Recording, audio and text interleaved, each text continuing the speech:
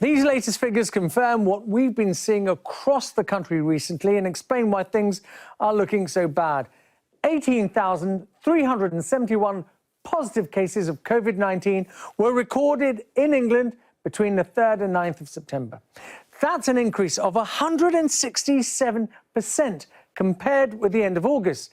It's the highest weekly number since the country's test and trace system was launched in May. This graph shows the percentage of tests that have come back positive and gives a clear indication that things seem to be going backwards. It started at the beginning of June at just under 2.5%. This fell to its lowest level in mid-July at just over 1%. But here, at the beginning of September, you can see a significant increase in the latest results, with more than 3% of tests coming back positive. Again, this is the highest it's been since Test and Trace was launched. But this graph shows how the system is struggling to get results processed quickly.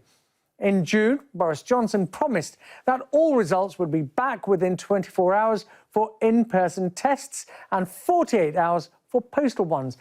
As you can see, all of them are taking longer, with just a third of in-person tests now coming back within 24 hours.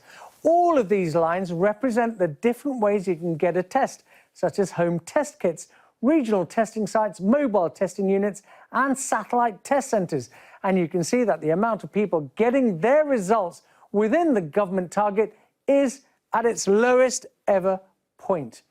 If you look at home test kits, for example, it got to nearly 80% in mid-July. But today's figures show that less than 10% of results came back within the government target.